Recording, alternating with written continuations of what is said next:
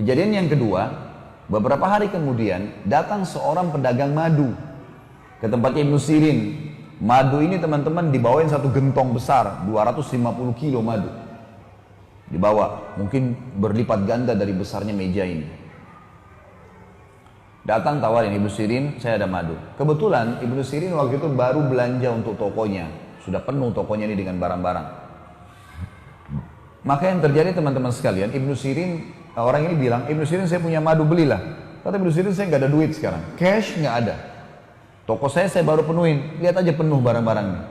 Kata orang itu, baiklah, jatuh tempo nggak masalah, 3 pekan. Ibnu Sirin, baik, jatuh tempo silahkan.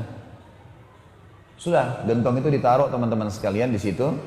Malam hari, waktu mau tutup toko, seperti biasa kita kalau sudah mau tutup toko, Ibnu Sirin lupa tutup gentong madu itu. Ada tutupnya, dia lupa tutup. Jadi terbuka. Besok pagi dia waktu buka toko, ditemukan ada bangkai tikus. Ada tikus kecil rupanya, masuk ke madu itu, melengket, gak bisa keluar, mati. Di atas madu itu. Gentongnya besar sekali ya, 250 kilo. Tikusnya kecil, mati di situ. Ibnu Sirin teman-teman waktu masuk ke toko, kemudian lihat tikus itu, kira-kira kalau anda menjadi Ibnu Sirin, apa yang dibuat dengan madu itu? 250 kilo madu gentong besar, tikus kecil mati di atasnya. Yakin dibuang semua. Bagus sekali masyarakat Denpasar, Masya Allah. Saya acungkan jempol tuh. Ibnu Sirin bilang sama pegawainya, angkat nih gentong, bawa ke sungai, alirin di sungai. Bukan dibuang di tempat sampah ya. Ambil, alirin di sungai supaya tidak ada yang pakai madu ini. Dibuang semua. Waktu pegawainya Ibnu Sirin ini gentong yang besar, 8 orang yang angkat. Lewat di pasar, orang pasar semua lihat Ibnu Sirin mau jual madu kemana? Diikuti ternyata ke sungai, dialirin di sungai, dibuang. Orang-orang pasar tanya, Ibnu Sirin, madu mahal, ngapain dibuang ini? Nilainya mahal ini. Kata Ibnu Sirin, tadi saya temukan ada tikus kecil mati di atas gentong, dalam madu, di atas madu itu. Maka saya buang. Saya tidak mau buang, saya tidak mau menjual, menipu muslimin. Maka kata mereka, Ibnu Sirin, tikus mati, tinggal tarik tikusnya, ambil sekilo 2 kilo, buang. Ngapain satu gentong dibuang semua? Apa kata orang yang sudah mengenal Tuhannya teman-teman sekalian? Masalah sederhana tapi pekah sekali. Kata dia, demi Allah, saya tidak pernah punya jaminan. Adakah di antara kalian yang bisa jamin buat saya?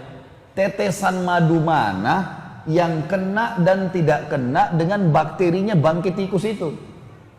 Sekarang kalau kayak kalian bilang sekilo 2 kilo saja dibuang, yang tersisa, dari mana saya tahu madu tetesan mana yang tidak kena atau kena? Lalu saya jual kepada muslimin, ternyata ada yang kena bakteri itu. Maka saya dihisap oleh Allah hari kiamat. Demi Allah saya tidak mau jual. Buang semua. Ini luar biasa. Baik, berjalan waktu.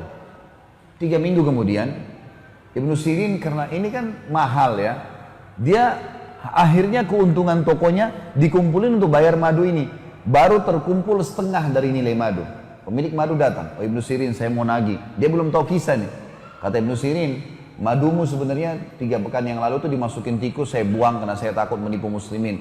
Nanti Allah akan hisab saya. Jadi saya belum punya uang cash, baru setengahnya. Kalau kau mau ambil setengah ini dan ambil barang. Kalau mau ambil barang saya yang senilai. Silakan.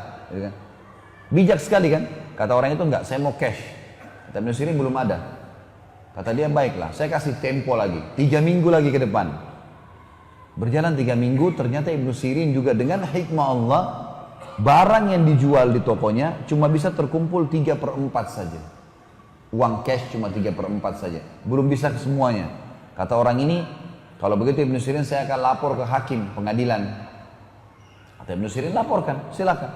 Dilaporlah, hakim tahu siapa Ibnu Sirin, ini ulama besar. Ditanya, ada apa wahai Ibnu Sirin? Ibnu Sirin bilang, 6 pekan yang lalu saudara saya ini memberikan kepada saya madu, jatuh tempo, lalu masuk tikus, saya takut nipu muslimin, saya buang. Lalu saya kumpulin duit, baru 3/4 dari nilai madu itu. Sisanya kalau dia mau diambil barang, tapi dia nggak mau, dia mau cash. Hakimnya balik kepada pemilik madu. Bagaimana pendapat kamu? Dia bilang, saya mau cash. Saya udah bilang sama Ibnu Sirin dari awal, saya mau cash. Ya salah dia, kenapa dia nggak bisa kumpulin? Kenapa madu dibuang, kenapa begini dan seterusnya. Kata hakim balik ke Ibnu Sirin, wahai Ibnu Sirin, hukum agama kita dan hukum pemerintahan kita menyatakan Anda harus kami tahan sampai Anda bisa membayar. Penjara nih.